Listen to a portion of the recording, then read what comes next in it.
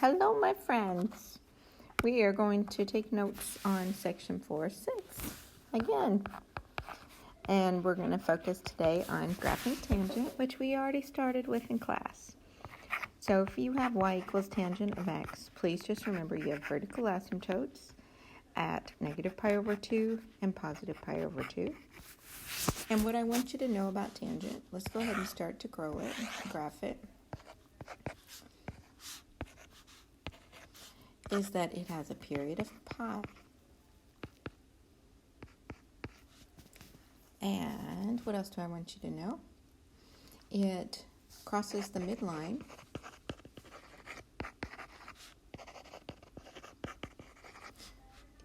halfway between the asymptotes.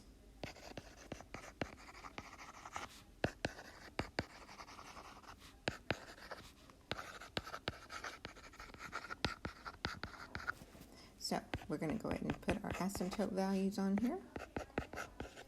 Go ahead and sketch in those asymptotes.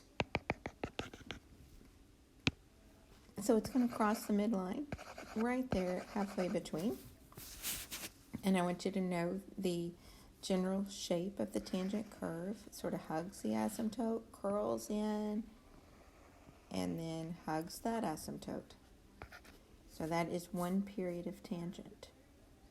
Now let's see what some changes are that I would want you to be responsible for. We're not going to be as in-depth. So we might have a tangent graph of y equals the tangent of x plus 2. And you would realize, oh, so we still have all the values for tangent. Y equals a tangent bx minus c plus d. So this is a d, this is a vertical shift up 2. Nothing changed with our asymptotes, so we're still going to have asymptotes at negative pi over 2 and pi over 2.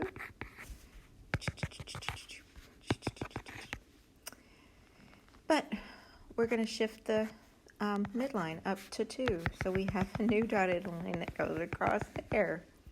Let's go ahead and label our x and y to be a little more careful here. There's a lot of stuff going on.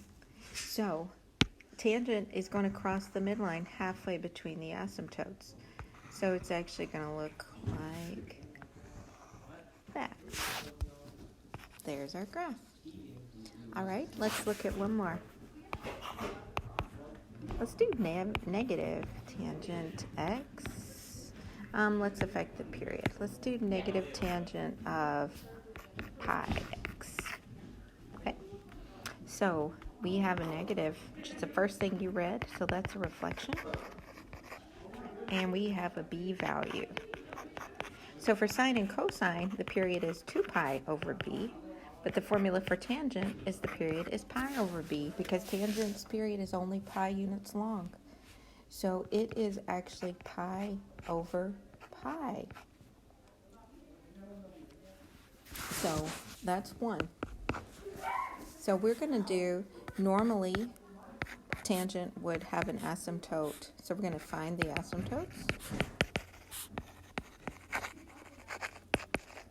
Normally tangent would have an asymptote at negative pi over 2. And normally it would have another asymptote at positive pi over 2. And we're going to see how that bx minus c thing, it doesn't create a phase shift, kind of does, but it's more like it changes where the asymptotes are.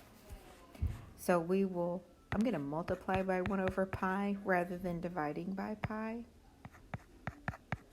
Same thing happens, the pi's cancel, but it makes it easier over here on the right side for me. And over here we'll also multiply by 1 over pi. So you get x equals 1/2 and negative 1/2. So we'll go ahead and sketch those. Those are our new asymptotes. And how much distance is that on the x-axis between negative 1/2 and positive 1/2? It's 1 unit, right? Which matches our period. No midline shift, but tangent is reflected. So instead of going like this, it's going to start up here and go like that.